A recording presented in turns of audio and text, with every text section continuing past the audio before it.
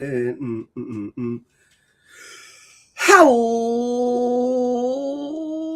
everyone, and welcome to the Never Open Podcast, the podcast open to everyone, especially the people writing the G1, because I'm going to get a new winner, and I love those, and I like all four people who could be the winner. So, yay! My name is Luke. I'm your host of the Never Open Podcast. It's Never Realm, so I'm pretty chill. And with me, as always, it's probably a very more professional Mr. Andy. Say hello, Mr. Andy. Hey, yeah, for now, I'm more professional. We'll see how the episode goes. But yeah, Luke, it's Never Realm 43. We've done this 42 other times. That's what that means. And, as usual, the intro music made by me. So that's right. That's important to mention. He's so serious about that. Just wanted to be clear, everyone listening to this. Luke had nothing to do with it. No, I'm proud of the music that I make, and I want people to know I made it. You should be. And so that's why I'm being proud, and proud in a good way. So fuck off. Good. Oh my goodness, I'm just being very silly. You're being ornery. That's what we call that over here. Y'all being ornery? That sounds too much like being something else, and I don't want to be that with you because I'm mad. Okay. Yeah. Oh my goodness. So hey, the stars have aligned. It has happened. The impossible.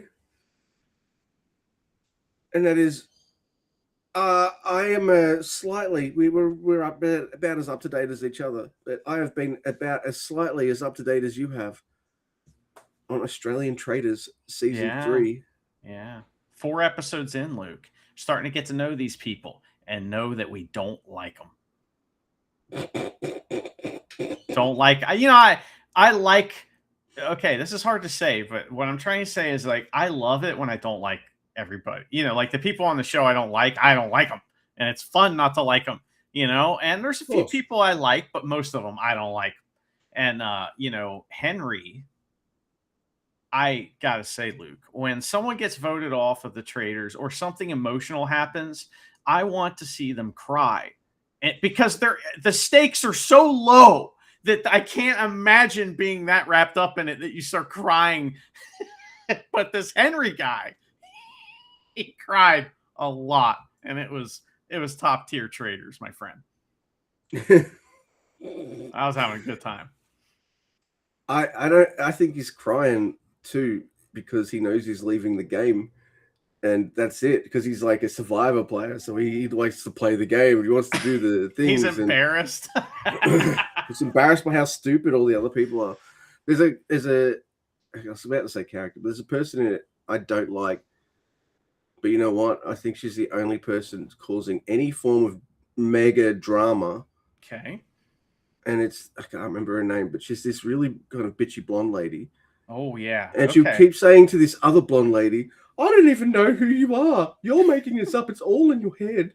And all this kind of stuff. And are you talking so... There's older bitchy lady, there's younger bitchy blonde lady. And older bitchy lady has that energy that like, I don't like you because you're young and good looking version of me. Yeah. And we see that a lot on the Traders, right? There's always an older lady that's like, fuck that younger, good looking girl. Even though she's like that person. That cop. Like that cop in English Traders. He was just like, it's you pretty exotic looking lady that I will never be because I'm an old white cop lady. It's so funny and very transparent, and that is definitely what's going on here as well. It's hilarious. Yeah. She's not a trader too. That's the amazing thing, is that she's not a trader, and yet I love it. Wasn't necessarily sure if they chose well at the start, but I think they chose well. However, I would like to petition Traders to stop letting in players from Survivor.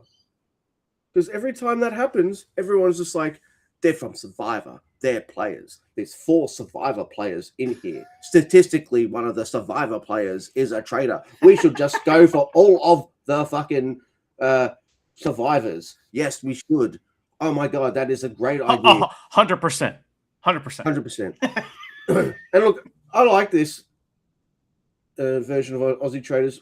One nitpick I will say is for a show called, mind you, it starts at I think it starts at 7:30 at night, which just probably explains why you're not getting what you want, Mr. Andy. Yeah. And that is lots of Australians saying the word cunt all the time, or fuck you, you're the fucking trader, you fucking dog cunt, which is how you'd really fucking talk in Australia. Maybe we should do our own like fake traders where it's just you doing all the voices. That would be awesome. We could put the like video of the actual show on, but you do all the voices, you know, and make up whatever they're saying. That'd be great. I've gone full Aussie like that because there's in our Doctor's era of Doctor Who, you know, there's the Australian companion, right? Mm-hmm. And sometimes in an episode, she'll say something like, "Oh, rabbits," or something like that, and I'll say to the other person on the call, I'm like, if this was if she was really Australian, she'd be saying, "Oh, you fucking cunt! I'll fucking get you, you fucking mongrel motherfucking." Yeah, mongrel. So nice mongrel. Oh yeah. It's like wow. Actually, maybe that's a word that's kind of slipped off a bit over the last maybe decades. Maybe it should have. Maybe should. Yeah, it's kind of like I don't know, half breed or something like. I don't know. Man. Like, no, I get it. But cunt is fine. Cunt is. But I think it's because great. you know how I know how in America and other countries they'll call like a snitch, they'll call them a rat. Yeah, we call them dogs here. So I guess dogs, a mongrel. That's kind of where it comes from. Dogs are good. I know. I don't get it. That's why, you know, rats are actually pretty cool too. If you've ever had a friend that had a pet rat, they're pretty awesome. So, you know. They're betraying you at every turn. They don't. They're pretty cool. My buddy had one, and we would put a little beer in a 40 cap. And that was his little drinking. And he would drink the beer, and we knew he was drunk because he'd dump the rest out. He was like, when he was done, he'd like knock it over. And we're like, the rat's drunk. We're drunk. Yeah. You know, it's just good times. That sounds like the kind of shit that you and your mate will do before you decide to go on a panty raid or something to mess with the Dean's car. Let's get the rat drunk. Yeah. Let's get the rat drunk and fuck with the Dean. Yeah. Goddamn Dean. They're Delta always Kappa 5. They're always so serious, the Deans, you know? They don't want any fun. You know? But it took me a little while to get into it because the traders, I don't do segues or anything. Everyone, you probably already know this. Don't need to do segues when we do a wrestling podcast. It's like, this is all in order. We have a set. Well, and the traders is always hovering around the conversation on an episode like this. So it may come in at any time. Yeah. Be ready. But there was this really cool kind of Islander dude. He was really tall with tats. He got eliminated, and I was just like, man, he's way too on the nose and too loud about it because he guessed all three of them. Like, yeah, he was too good, and they were like, get the fuck out, get the fuck out. What I like about the game is if you're a smart person, you want to be a trader because if you're smart and you're faithful, you're out. Yeah, like there's a high possibility you'll be eliminated. Well, if you're smart and you can't keep your mouth shut and you're a faithful, there's plenty of smart faithfuls that make it close to the end, but usually it is the dumb ones. You're right. Yeah. Okay. There's always at least one or two dumb faithfuls, always at the end, always, and that person will be like, "I'm proud of how I played the game. I made it to the end, and I'm proud of the integrity that I have in myself." I'm like, bitch, you're fucking dumb and been wrong the whole fucking time. That's why you're in the last episode, and that's the only reason. That's amazing. That's exactly what they say. They always say that. You're right. If they lose, you know, and they were faithful, if they get voted, I'm proud of how I played the game, you know. Unless it was, what was that one lady that was on Celebrity Traders? She was like, oh God, she's like Jenna Maraska, or was that her? No, that's a wrestler. lady. I'm thinking of the lady that was on the Celebrity Traders that you liked. She was one of the housewives, and she fucking did the opposite of that. It was fun. That show, it's amazing. Yeah. No, it's great. I like the host. She's fine, Gretel Colleen. She's been a host of various Aussie shows since like 2000. Like I know it's 2000. Okay. That's when Big Brother came out in Australia. Or was it 2001? No, it was 2000. Yeah, something like that. That's when Big Brother came out in Australia, and she was the original host of that. Okay. So, yeah. So there you go. No, it's a good time. I mean, it's the only thing I'm watching that's on TV that airs on actual TV. I guess, because I don't like commercials and stuff. So the good thing is. Joy, the mother-in-law, has one of them boxes that you can tape stuff off the TV, and then you can just fast forward the ads. And we don't watch it like live. Mm-hmm. Sometimes we start. We've been starting the episodes about like, are they about half an hour in now? Yeah, they are. All right, put it on. Perfect. There you go. Yeah, my buddy and I do that with sports a lot of times. Like, we'll start the game, just pause it, and then go hang out for a little bit, come out at halftime, and they can fast through all the commercials, which are plentiful in American sports television. So, plentiful. I think I'd watch more sports if Australia didn't smear its gambling feces all over it. Oh, yeah, it's all over sports, man. Yeah, man. And, and it's amazing to me. It's funny to me too how fucking sports are full of about as many useless facts as wrestling is. Oh yeah. Like I'll turn into wrestling, and like last night they're fucking talking about Goto's never won in this arena since 2015. That means he's extra shit here for some reason or something. No, it's just like every time he gets there, the Gator is just like, you lose tonight. Like that's it. Like that's all there is to it. Just the coincidence that it happens to be always at this like one arena or something, right? But then you'll be like, I'll just put a sport up at random, baseball, and they'll be like, whenever this guy plays against the Yankees, he on a Tuesday, he always hits foul balls instead of home runs. Hey, that's pretty good, Luke. The commentators they have to have something to say, right? So that's what all that shit's for. It's just for us it's just for people to say. That's all it is. It's kind of annoying, but I was watching New Japan this morning and it defaulted to English, and like as soon as it turned on, Chris Charlton's like, well, here's who I think's gonna win, and I'm just like, no, turn off, because he fucking was prognosticating right in the middle of a match. I'm like, yeah. I saw where we were straight away. I'm like, oh, we're at K-Hall. Chris is going to be there. And I'm like, look, he's fine. Look, I'd much rather Oscar be on commentary or something. I know, right? And he's been, or a driller or something like that. So yeah, no, it's it's fine. So yeah, Gretel Colleen's not too bad. What about you? Have you been perusing anything lately? Well, Luke, I've seen all the movies that have come out recently. I saw the Spider-Man. It was good. I like the Spider-Man. It's funny when I was watching that. I really enjoy kind of looking over and seeing how everybody's reacting to things sometimes, because there are some emotional moments in the Spider-Man movie where you're thinking, is this it for Spider-Man? Right. Yeah. You like Spider-Man. I'm keenly aware. And and so there's moments where you're thinking, maybe this is it for Spider-Man, and people are crying. And I went to see it at a 9:30 a.m. showing.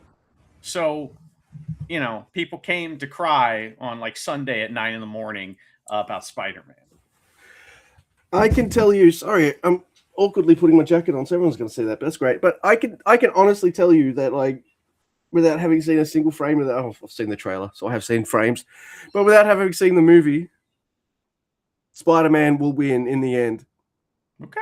Well, you'll have to see. You'll have to go see it, Or they'll set up for a sequel and then he'll win in that. I'm like, I mean, he fights a lot of dudes. and maybe he doesn't win them all. You have to watch. But that movie was good. It was not anything. I could tell that if you were a Spider-Man person, this movie will make you emotional, and this movie will be like, this is what we've been waiting for, or something. So, I'll see it eventually. I think you're gonna like it. But I saw another movie which I thought was incredible, and I was like, it physically affected me. I saw The Odyssey, and I thought it was unbelievably great, and like I was blown away. I've never seen. Now I don't see a lot of Anne Hathaway movies, but I've never seen her and been like, whoa. Since when? Like, is she like acting circles around everybody? You know, like the acting in it is amazing, except for Spider-Man. He's pretty bad. He kind of gets jobbed out a little bit, and he doesn't do well. But you have not seen this, right?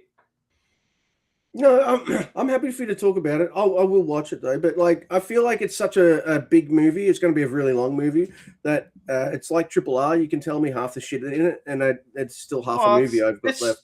It's the stuff that happened in the Odyssey. That's what happens in the movie, you know. Yeah. But it's told out of time a little bit, like a Christopher Nolan, you know, mix up the timey thing, and that's fantastic. There are just like scenes that you've wanted to see on screen forever like that. But here's the thing about the movie, Luke, and I would urge anyone listening to this. I'm not saying go see it in IMAX because there's only like 5 real IMAXs or something in the fucking world. So there's the likelihood of having one near you is not high. And the closest one to me is like 2 hours away. So I'm not doing that. But I recommend seeing this in the theater or watching it with headphones with the volume cranked, like a nice pair of headphones or something like that.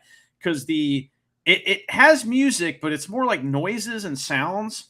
And some of them will cut through you like sounds you've never heard before. Like I was like, I wasn't having a panic attack, but I was in that headspace during certain scenes because of how the like sounds were just blasting me, and it's so loud, and what's going on and what you're seeing, it is quite an experience. And I felt very similar to the way I felt watching Dune 2 in the theater, where I'm just like watching this going, is this the greatest like movie I've ever seen? Is this the greatest like theater experience I've ever had in my life?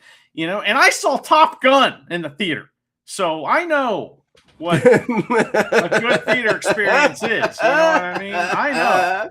So I'm going to the danger zone.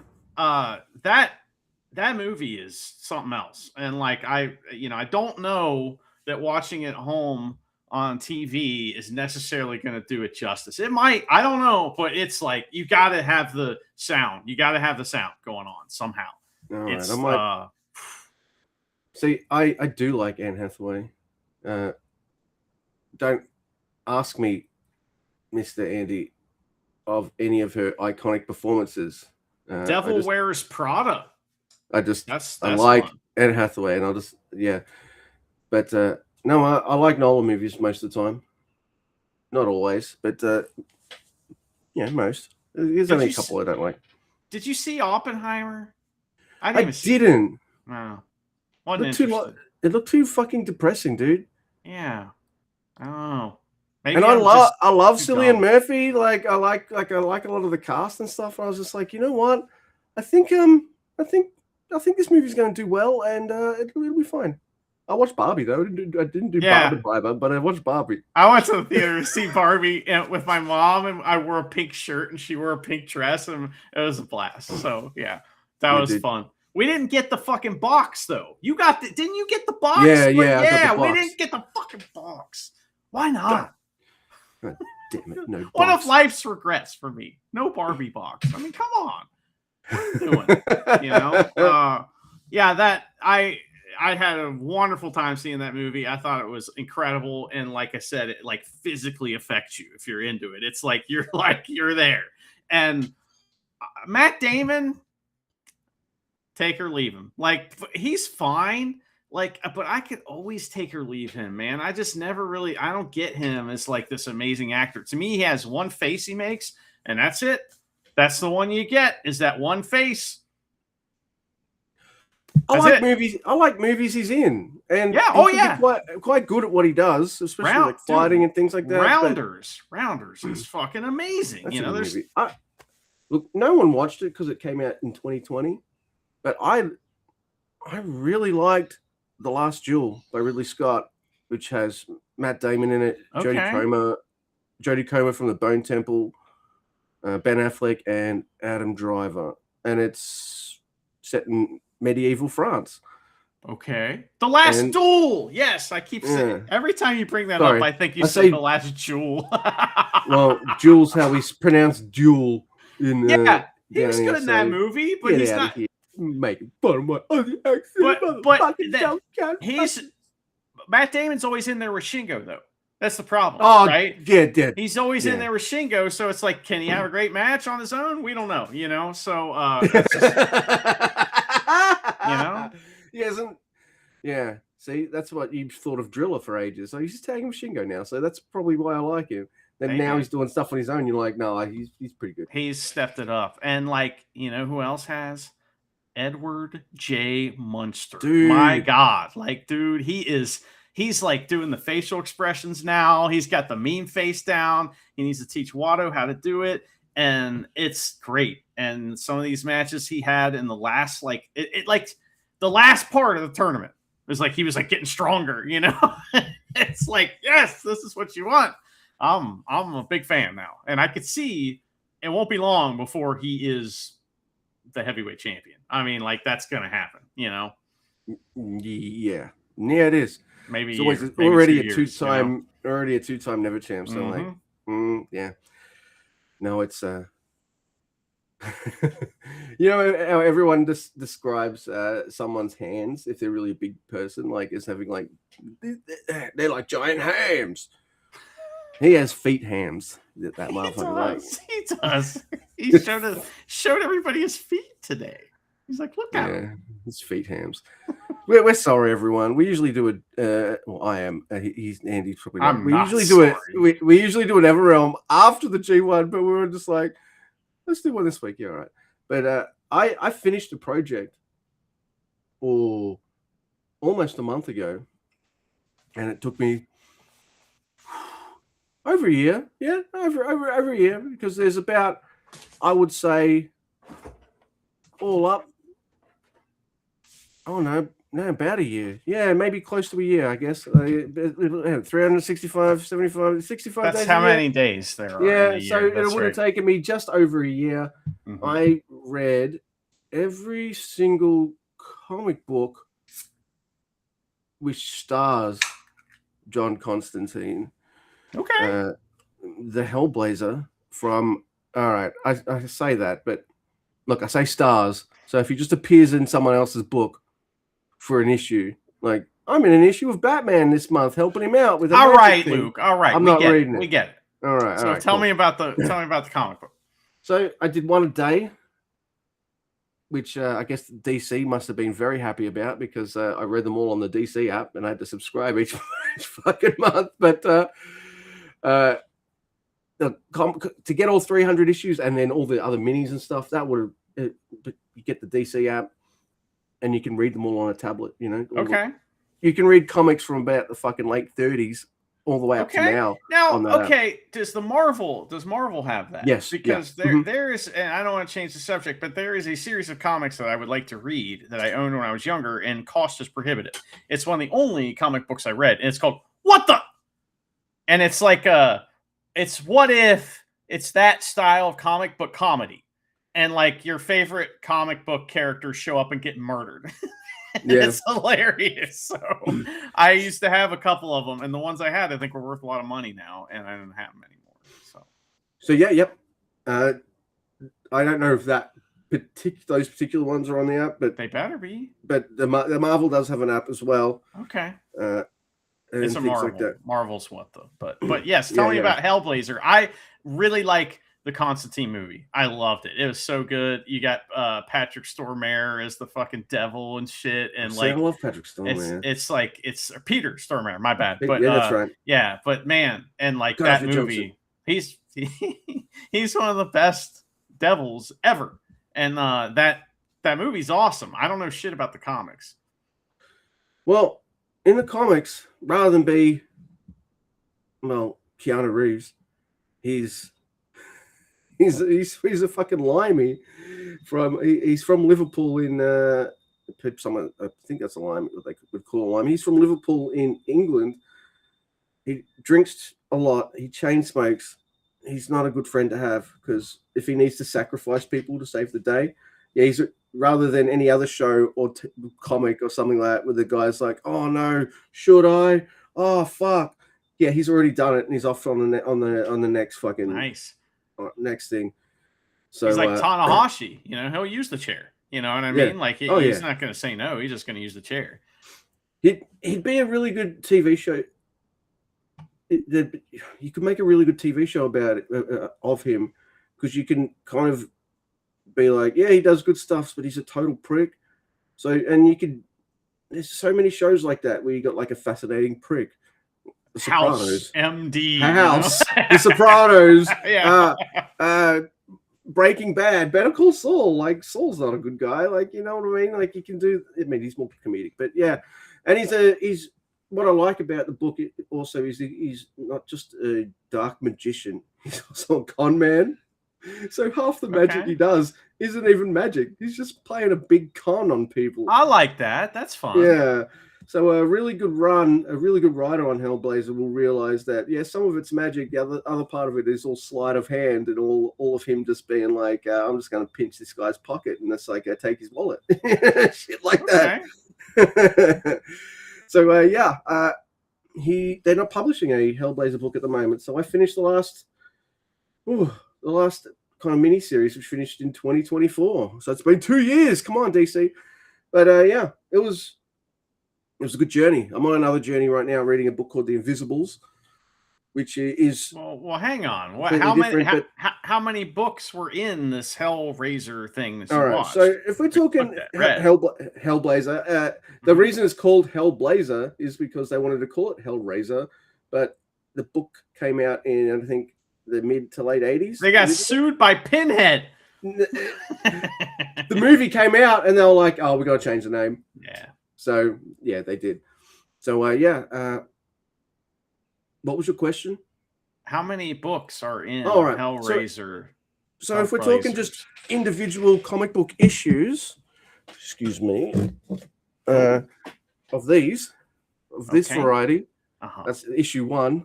I see. I've only got 2 issues of it of the original issues. Well, issue 1 and issue 300, the first and last of the original series. So this run is 300.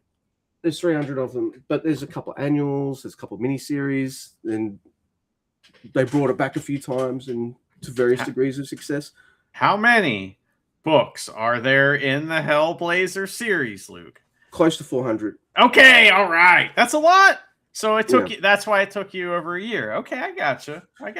Yeah. But if I was doing a graphic novel a day, I'd probably have it done in a month or something like that, you know, like but that would be me just reading nothing else.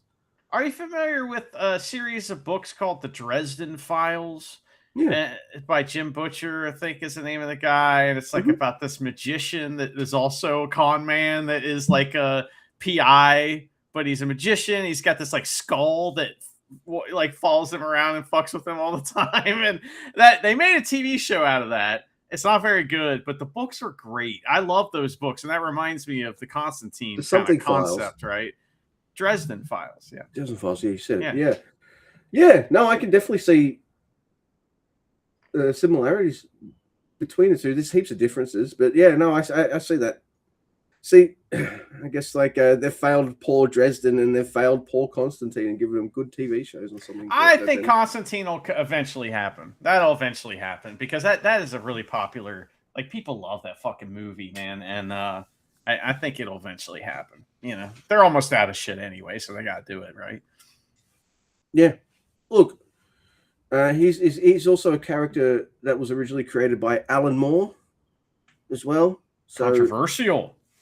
So, you know, if DC can get more money out of an Alan Moore property that they own, they'll do it.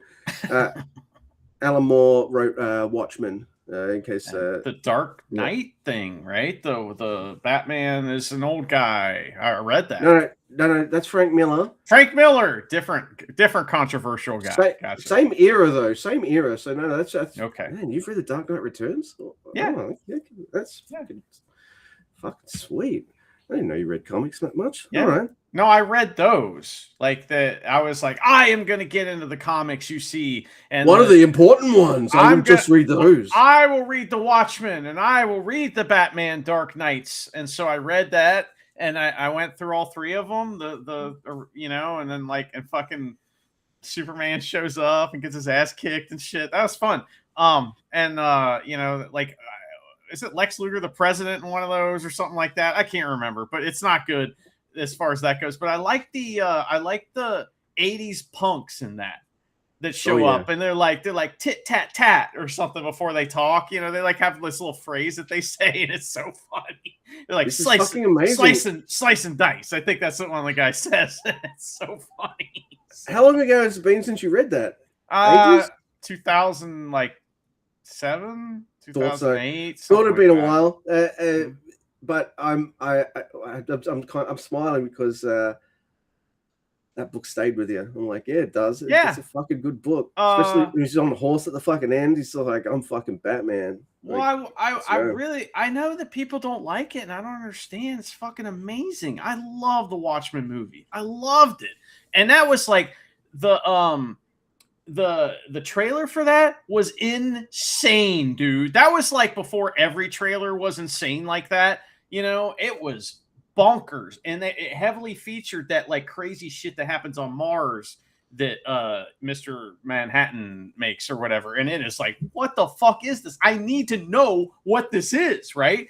I did eventually read the book, and I really liked it. But the series is even better. But anyway, that kind of like got me, that and 300 probably got me into like reading a few graphic novels, and I was like, oh, I love the graphic novels. I did that. So move on to the next thing, whatever it was. So the good thing is now I don't have to like sit here and recommend you a whole bunch of stuff that'll be a fucking money sink, because like you go play graphic novels, you just get like a standard DC or Marvel app for a month, and it's got the graphic novels and the comic books. Yeah. So nice. Yeah. For example, I could read the individual. There's Watchmen's a 12-issue series, right? So I had it in a book. I don't know. Yeah. I had it in a book. No one's got that in issues anymore unless they're like a collector or read it at the time. But on the DC app, you can read it as the 12 individual issues, or you can just download the fucking one big graphic novel version. And yeah, so it depends on how. Like, I kind of like to do it individually, because I find what happens when I read graphic novels. Well, see, I was only doing this for Hellblazer. I like to take a photo of the cover and put it on the on the blue sky each day. And on the app, if you do all the individual issues, they got the covers, they've got the header, it says Hellblazer, and all that kind of stuff. Yeah. When you open up a graphic novel, most graphic novels, when you get to the next issue of the series, it won't have the header, but it will just have the art of the cover without any writing or anything on it. And I'm like, all right, cool. I mean, you get to see the art fully, but it looks weird because there's always a gap up here for where the writing has to go. Okay. And so you might as well just put the fucking header there, man, and tell me what fucking issue number it is. Jesus Christ. Why not? Yeah, why not? I got you. Yeah. Even if I'm reading something in paper and I'm posting about it online, I'll go, and if it's a DC book, I'll go to the DC app and take a fucking screenshot of the photo of the cover, because that's always got the header, and it's always, everyone needs to hear this. Well, Luke, I don't know if you know about this or if you've heard about this, but HBO Max, Cinemax, HBO, whatever they're called, they have been consistently making and releasing amazing DC animated movies, of the things we're talking about. Like, there is a Watchmen 2 or 3 part Watchmen one that is out, is fucking incredible. It's exactly what happens in the graphic novel. Like, period. Like, exactly what happens. There's not like any deviation. It's exactly the same thing. And they even have the pirate ship and stuff and all that. So, which is like a story that happens within Watchmen. That's like it's like a comic book, a kid's reading, you know, right? The Curse of the Black Sail. Yeah, it's even got all that. They have that was the Ninja Batman I told you about a long time ago is on there, or Samurai Batman or whatever. But they also have the Dark Knight Rises, and it's very good. It's very good. Returns. That's the one. Mm-hmm. Hey, I was Christopher Nolan. I was bringing it back around, you know. So there you go, Anne Hathaway. There we go. Hey, yeah, there you go. Yeah, she was in that. Man, that's the worst one. God, it's not good. It's got the Batman, and it's just like you can't understand what's happening. And if you ever watch Christopher Nolan, not great at action. Like, I mean, he's done things like what happens in Tenet, where it's like the most amazing action scenes you've ever seen in your life, and then he can't do standard action where you don't know where stuff's coming from. If you watch The Dark Knight Rises, and like anytime the Batmobile is in action, it's like, where are they coming from? They just switch sides of the screen all of a sudden, and it's like, where is this? It's not good. But he's like the best filmmaker ever. You know, I don't get it. Why can't he do that shit? What's his fucking problem? Look, you know, Shingo's my guy. Don't do kicks all the time, man. Fair Sorry, enough. Shingo. Like, Fair enough. Yeah. It all comes back to Shingo.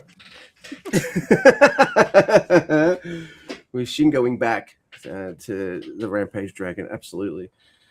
No, who's going to win the G1, Luke? Well, I do know that either before we did the Best of Super Juniors or halfway. No, I think it was kind of before-ish. I was just like, oh, are we just going to get, like, are they just going to rip the Band-Aid off and just do Yo? And they eventually did that. Well, my one major predict before this G1, and he's still in it, is Mr. Callum Newman. So I think he will win, but out of all four men, I'm happy. No Takeshita, right? So look, Takeshita's a great wrestler. They're annoying me with his booking. It's getting a bit too Okada or Hiromu or Ibushi at the height of like I like these guys. Stop fucking booking them like that, because you kind of turning me against them. But he was tremendous in all his matches and stuff. But I am kind of relieved. I don't have to kind of be like, oh, come on, don't do the back-to-back thing. I can leave that behind. It's one of these four. They're the future. I'm glad it's one of these four. I mean, like, Takeshita's great, but you know he's going to bounce around companies because he can. Why, if he can, why don't you do that? Like, of course. So it's Tsuji, Rihoi Iwa, Yuya Uemura, and Callum Newman. So Tsuji's not going to win, right? It's going to be one of those other three, and either one of those is a fantastic option. I always wonder if Yuya was supposed to win the year he got hurt, you know, and then like Tsuji won it, I think, that year, but you're saying, so Newman wins it, and there you go, and Newman wins it, and then he's the youngest. G1 winner. Okay. Yeah. Okay. But I'm also I like that, and you know, like in New Japan, sometimes you get this vibe of, I guess you kind of forget sometimes that it's a Japanese company, in the way that I mean that, well, the homegrown boys are going to go over eventually at the end of the day, you know. That's just how it is, and that's fine. Like I'm not against that. You watch WWE, and back in the day when they had more foreign wrestlers and things like that, you know, the American guy is going to come out on top at the end of the day, right? Like, come on. But you know, New Japan's pretty good at being like, we're not afraid to give some of our because it's all scripted and shit. We're not afraid to give some of our really cool shit to foreign wrestlers and stuff. Like, we didn't have to make Callum Newman, like, these are actual cool stats. Callum Newman, like they don't really mean anything either. But Callum Newman, the youngest ever Yeah. G1 winner. Like, He's in the that's history cool, books, right? there you go. That's a cool thing to say. Like, not that every Tuesday Callum Newman can't tie his fucking lace properly and he trips over and loses matches, right? Or he's never tripped in this city. You know, Yeah. like this is a city where he's never tripped and fallen down before. So guess what's going to happen? I get it. And like, you know, I want Newman to win, obviously. He's like one of my favorite guys. So I'm really happy. What do you think about my idea where Newman, he's got this little itty bitty crown tattoo, and it's like, oh, I'm going to make you kiss the crown. And it's like, beep, kiss, beep. And I'm thinking if like you get like a full color crown, all right, but the crown is sideways and it is around his wrist like a bracelet. It almost looks like fire around his wrist, right? But it's a golden crown. Then he's making people kiss something that might cut him. You know what I mean? It's not like a little, boop. It's like this fucking thing that could be a bow, Lariato, not Lariato. So that's my idea, you know. Wow, you were a lot nicer than I was, because you were like, kiss the crown. Man, he's got a tattoo on the thing, so he's making people kiss him, and he does the thing, and I'm like, he's not going to get this on his balls, is he? I like tea in England as well, so he's going to teabag people. No, never mind. Don't How follow mature you. are you, Luke? You know, didn't follow you into Huevos land there. Into teabag land. All right, correct. They like tea in England. They got a crown over there. He kisses the crown. He puts a crown tattoo on his thing, and then he teabags. Yeah. Does he teabag? Okay. Yeah, like Taguchi, and then they kiss in the crown. He's okay. These jewels, these crown jewels. What do you think about my all male? What part? No, it's all part male, all model Tyler Breeze T-shirt that even has the NXT little tag on it from back in the day. What do you think of that? I think it's cool as hell. It says at the bottom, it says, "Take a selfie; it'll last longer." My last. One of my favorite, NXT shirts back when I was a regular watcher of NXT was the Vaude Villains. I love that shirt. Yeah, it was like they kind of imploded, but like that, man, yeah. They could have been a fucking cool deal, like somewhere. Like I don't know, but well, they were in NXT. Yeah, it was awesome. I got to see them live, so like twice. Like there was at the height where it's like them versus like Big Cass and Enzo, like at their height. It was, oh man, that was good shit. Man, there was that time where NXT was like the wrestling show to watch every week, wasn't it? Like, it was great, you know, and that lasted a long time. You know, they call that now the black and yellow. That's what they call that now. Oh, okay. That's the black and yellow era, you know, which was just incredible. You had like, you know, every other week you had like Kenta, you know, and fucking Finn Balor and like, you know, I don't know. Banks, Becky Lynch. Nakamura, like people like that just showing up, and you're like Samoa what? Joe, Kevin Owens, and yeah, awesome, it was fucking good shit. Man. Bailey was like, you know, Bailey and Sasha Banks. You said Sasha Banks, yeah. So, that was so good, man. Dude. And that was at a time when I was going to every wrestling show that came anywhere near Cincinnati. Like if it was within 2 hours, I was going. And like I went to like 50 shows one year that were all like WWE NXT shows. I went to 1 million of them. So I got to see those folks wrestle a lot. And like awesome. Asuka, you know, I got to see wrestle a lot. I got to see one of Cassius Ohno, you know, his only matches that he had on like house shows and stuff. That was fun. Far out. I was only reminded of this last week, but yeah, it would have been around the same time because it was just before I met Charity. About 10, 11 years ago, I went to a WWE show that was at the same arena that I was at this week for a different show. And I'm wearing in a photo that I saw of it.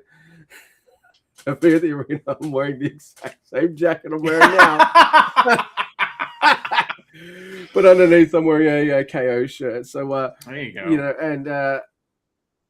and Michelle came with me. Yes, we saw Asuka. You just that man. She's been with the company that long. Yeah, good for her, man. That's fucking awesome. For lady wrestlers to have like long, lengthy careers in WWE, that's fucking amazing. Good because they like, what do? They usually age them out or something Well, crazy. I mean, that generation is sticking around and like floating around. Now there's a rumor, Luke, that Bailey is going to go to AEW's.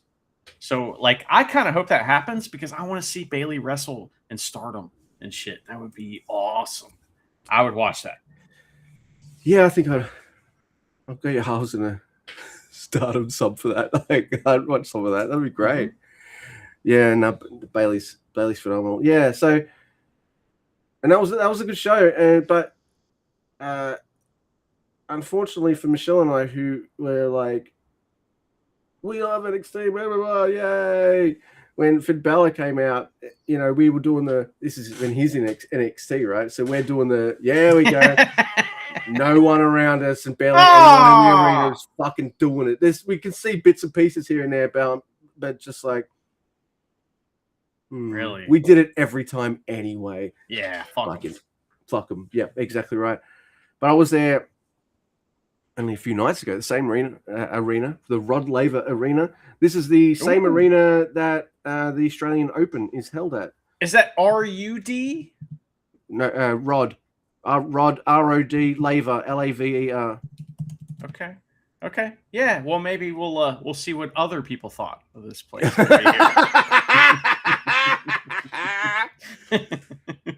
So just let me just set it up just a tiny little bit. Like, I play a lot of music. It's ADHD related, I think, a little bit, sometimes at least, because extra stimulus for me. But there's a few bands that I've managed to go see live since I've met Charity, and she's obviously come with me. And she's continued to have the same opinion, or even a lesser opinion, after having seen them live. And, and there's again a couple of bands like that. Melvins, Charity came, don't care about the Melvins. Okay. Doesn't care about the Luke, where do you come up with this stuff? This is like, you're like scraping the craters of my brain with these like these bands that you're bringing up. Like, I don't think of myself. Holy shit! I don't think of myself as a very pretentious person, but I think it might be music. I can be a bit on the pretentious side when it comes to music. Okay. All right, fuck you. Hey, Luke, what wrestling do you watch? I only watch New Japan. I need to have the whole, like, I can't just have the page without the writing on it, on the front of the comic book. I have to go get the actual, like, comic book cover so that it looks right on Blue Sky. No one would give a shit, Luke. You could just write what the name of the issue is. Shut the fuck up. All right. So, yes, okay. But but the other band, because I used to play them most days, was the Brian Jonestown Massacre. And we know how that went down. The opposite. Yeah, that was legendary. We got so many YouTube hits off that. People got mad. If you read through the comments, people got mad. They're like, you guys are just trying to get likes. Yeah. Yep. That's why people upload shit to YouTube, motherfucker. They want attention and they want you to like what they do. Like, that's the fucking reason. Like, oh man, that was funny. Oh my goodness. So yeah. How dare you? Yeah. How dare you try to get fucking people interested in whatever the fuck you're doing? Like, back in your fucking corner. Yeah. No. So Charity and I. By the way, I didn't know. I had no idea that this was. We're in the very in Rod Laver Arena. No bad seat in the house. So it doesn't matter if you're right at the back. You can see the band. That's not what the Google reviews say, but fine. Okay. Well, I've never had a problem. Like, but see, I'm not of the. I gone to the last gig. I ever thought to myself, I'm going to try to go to the front and enjoy myself. And yay, was Brian Jonestown. And now when I go to a gig or something, you know what? I'm just happy to be there. You know what I mean? Like, I'm fine. So you didn't leave a review. That's what you're saying. No, not a Google review, but it was sold out. Rod Laver was sold out. It was fucking jam. Did you have seats or were you standing? No, we had seats. Okay, great. And it was fucking amazing. We didn't really talk that much throughout the whole show, but I think maybe she wanted to reassure me or something because she leaned forward and she's like, "This is fucking fantastic." Okay. So there's the band, like obviously on the where the band goes, and on the stage, and then behind them is some different screens. So when someone was singing, both sides of the two side screens would show like a profile of them, so you could, like, if you're further away, I guess you could kind of see them singing. So yep, that's kind of cool. Wow. And the middle screen was so much kind of political stuff, and not stuff I necessarily disagree with and all that, but there was lots of it. And if I paraphrase it, I'm going to fuck it up, but it was mostly about Palestine and how they're getting kind of fucked over and all that kind of stuff. Mm-hmm. And all that, and with stats and footage playing and some stuff like that as they perform some of their songs live and stuff like that. It felt they don't sound like it when you listen to them, which you will find out, but it was almost kind of like, what if a punk band had millions of dollars and put on a fucking show? You know what I mean? Like, yeah, you know, like Rage Against the Machine or something. Yeah, like that, yeah. Mm-hmm. So, yeah, it was strange because, like, when in a good way, because when I put their music on in my headphones, like if I'm listening to Rage Against the Machine, it's overtly political. Like there's like killing in the name of, like, that fucking song plays and you're just like, whoa, what the fuck? Are they these racist cops or something? Like, freedom! Yeah, dude. Right. Yeah, freedom. Yeah. Like, wake up. Song. I know you're trying to discredit. Wake up. You still never edit. That first album, man. Dude, it's so fucking good, it's so good. Yeah. So Massive Attack, when you listen to them, they do have songs that are overtly political, but that's not all their songs. They do all sorts of other things as well. So but it really worked. So I didn't expect them to have such a political show, but I wasn't surprised at the same time, if that makes sense. So yeah, their music is very chill. Like it reminds me of like a cross between I don't know, like 9 Inch Nails and like Morrissey. You know, it's like it's like a cross between those two things to me. It's like electronic, you know, a little bit whiny British, you know, music, a little bit whiny. You gotta be a little bit whiny to be good at British music, like in the 80s and 90s. That's very important. So I get it. But I like it. I was listening to a song earlier and I really liked it. Now I don't know if I'll like all their songs. I didn't ever really like 9 Inch Nails, which is a shocking confession, and that's what you get on NeverRealm is shocking confessions. And never really liked 9 Inch Nails. I didn't really get it. Fuck you like an animal. I don't know. I love 9 Inch Nails, but those songs, and actually a couple of those albums, whilst I still can appreciate them, it's entered into my good when I was 15. Yeah, like I respect it. I love the crazy noises and shit, but like it's so obvious. It's like it's just like it's not deep anymore, you know. I'd rather listen to Filter, honestly. Like the guitar player from 9 Inch Nails went off and made his own band, and I like it a lot more. Sorry. If I can make like one recommend that you never take, but you can. I refuse to take any recommendations. I will not listen to anyone like about anything. All right, so 9 Inch Nails, Year Zero. But just for the music video alone, this is from a different album now. There's a 9 Inch Nails song called Came Back Haunted, and that video is directed by David Lynch. So, I've probably seen it then, you know. I know he liked them. They show up on their mates. They're on the return, yeah. Well, yeah, and they're like, it's the 9 Inch Nails, you know. It's really great. I love that. You know, I get their cultural significance. Just not much of a fan of the music, really. It was like the same kids that like that in school, like Marilyn Manson, and I hated Marilyn Manson. Now, in retrospect, got a couple great songs. got a couple really great songs, you know, just a couple, but man, they're really good. Like Beautiful People is fucking bonkers good.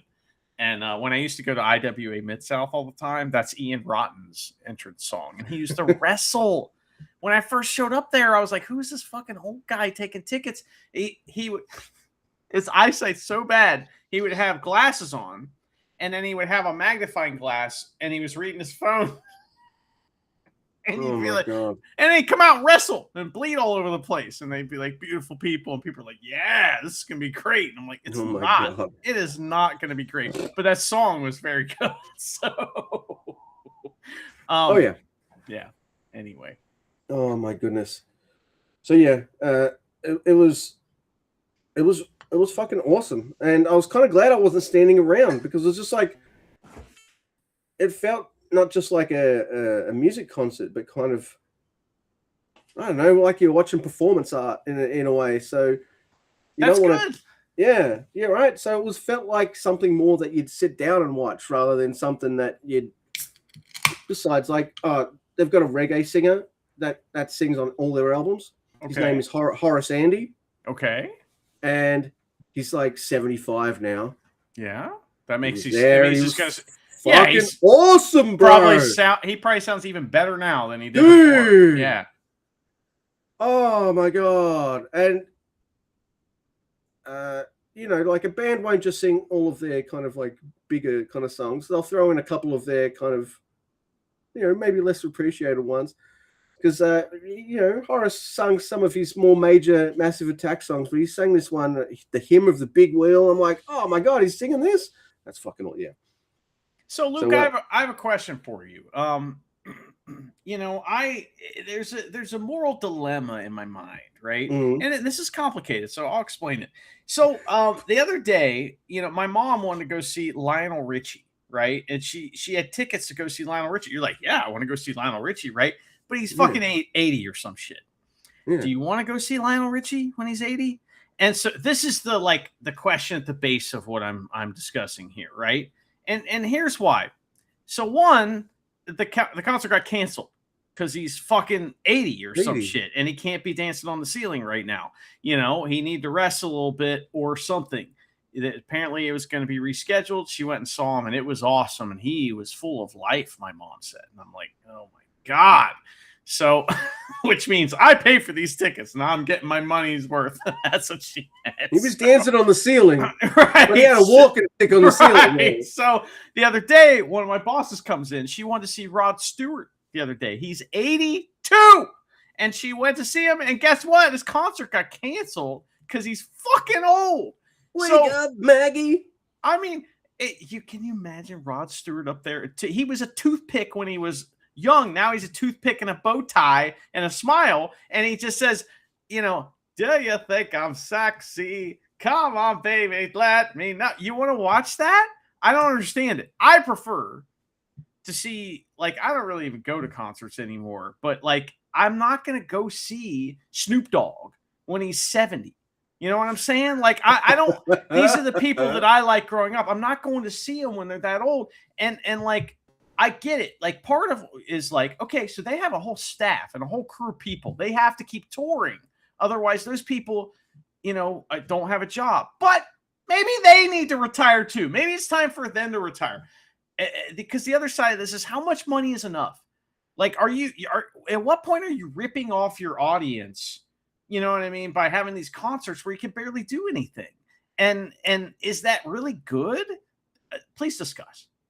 I'm looking at, like, you're just making me think of, like, anytime people talk about Taylor Swift concerts or something like that. You know what I mean? Like, I'm not even a fan of hers. I don't look her up or anything like this, but just, she's one of those people, by osmosis, you'll just hear things about, like, sure, the fucking president of America and, like, and all this kind of shit. But, like, you know, and the crazy prices people will pay just to fucking go to one of her shows and sit behind a pillar like a load-bearing skeleton the whole show or something like that, you know, like, and then the prices of them and stuff. Well, apparently Massive Attack are very environmental conscious, and they thought Coachella wasn't environmentally friendly, so they say no.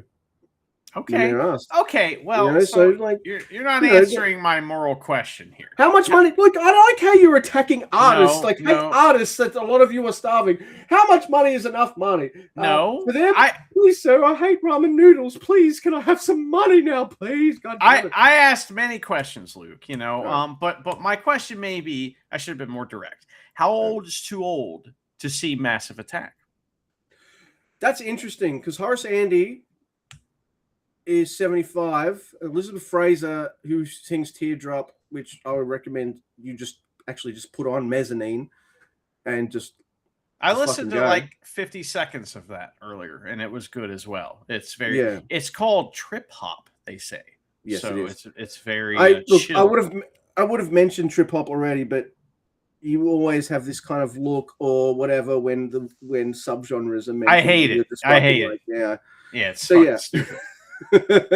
That is like, to me, that's synth pop. You know, like if you really want to go subgenre on it, it's synth pop is what it is. But I mean, no, we have to have a special genre for everything. So, and synth pop is a subgenre of pop. So I'm fucking around too.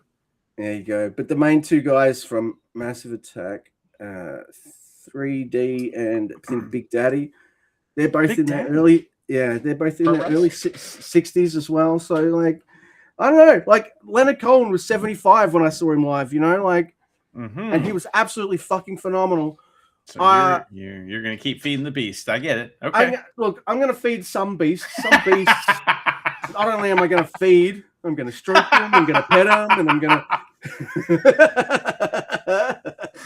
But I also get that, like, Meatloaf sounds like shit now. Like, sorry. Like, I like some Meatloaf songs, but I wouldn't pay to see him live now. Like, I love Meatloaf. Like, I mean, dude... But would you pay to see him now? Like, I would do anything for love, but I won't pay for a ticket to his concert. I'm not gonna do that. That's fucking crazy.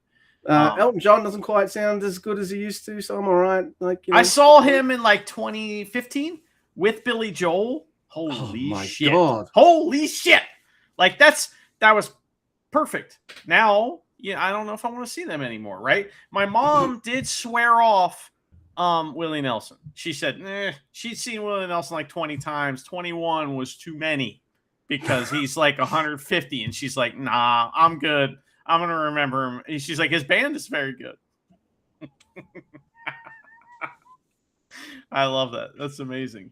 Well, Luke, you didn't ask me, but I would like to tell you what I heard some people said about the Rod Laver Arena. And in Melbourne, and I have a Google review, and it is a 1-star review. I hate to spoil, and it goes a little something like this: "This place scammed us with the charge of drinks by using AI. I went to a concert, just the two of us. I got charged multiple times for 2 drinks, $77 as fake charges. It's a joke." Rufus Del Sol concert was really great, though. 1 star. Wow. Who the fuck is Rufus Del Sol? He's very good. Very good. He's really great, actually. Man, I feel you're old now when someone's playing at your local major arena and you're just like, who? And they're that popular? Well, he got 1 star on Google. Couldn't have been that great. You know what I mean? All right, well, I have one too. Thanks for asking. Now, Luke, I was wondering if you might treat us to reading your Google review in an Aussie accent. I know what you mean when you ask that, though. And maybe even add some flourishes. I mean, maybe. That's up to you. You know what I mean? It is your palette to paint with. All right. I mean, yeah, I know what you mean. But all right. Arena itself is fine. See, you do it like this. Arena itself is fucking fine. However, 100% driven by commercialism, especially alcohol. I'm 5th row back, not in the cheap seats, and surrounded, and I mean fucking surrounded by 40 sponsor types with their badges and 2 fisting, drinking, talking the entire time. Surely never athletes. Surely no respect for players. At one point, Demonor turned and looked up at the seats as the 5 fucking men around me were laughing loudly as he prepared to serve. There is zero fucking security or AO workers, and that's Australian Open, patrolling the stands. Drunks are all around me last night with Sinner, and tonight with their own countrymen playing. I left the second set. What a waste of money. I'll never come back. Not for $1 million. Wait, how much did he pay now? That $1 million is a good price to go. I know. That's a good deal. I'd take most $1 million. Disrespectful drunk crowd I've ever seen. These pukes were clapping when Demonor's opponent would miss a serve. Disgusting at the whole experience at AO. It's a drink fest with a bunch of loud, chattering crows. 1 fucking star. He called him pukes like he's Sergeant Slaughter. Oh, dude. That's amazing. I just want to record, everyone, I added all the fucks. I needed to look, to keep this fucking accent kind of going when I'm black or Aussie, I got to say some naughty words. I got to say fuck. Yeah. I was disappointed by no cunts, but, you know, it is what it is. Some situations don't deserve a cunt. Well, usually I read these before we start the episode. You only figured this out, like, right now. Yeah, this is in real time. Google reviews in real time, people. First time ever on the Never Open podcast. That's right. But see, tennis sucks anyway. Like, why can't you cheer at the tennis? I know. That's what I'm saying. He's like, they're a bunch of drunkards. He called them pukes. I can't believe that. If I'm at the tennis, I'm like Adam Sandler playing golf, and I'm telling everyone around me, like, cheer me, man. Like, come on, let's go. It's all in the hips. It's all in the hips.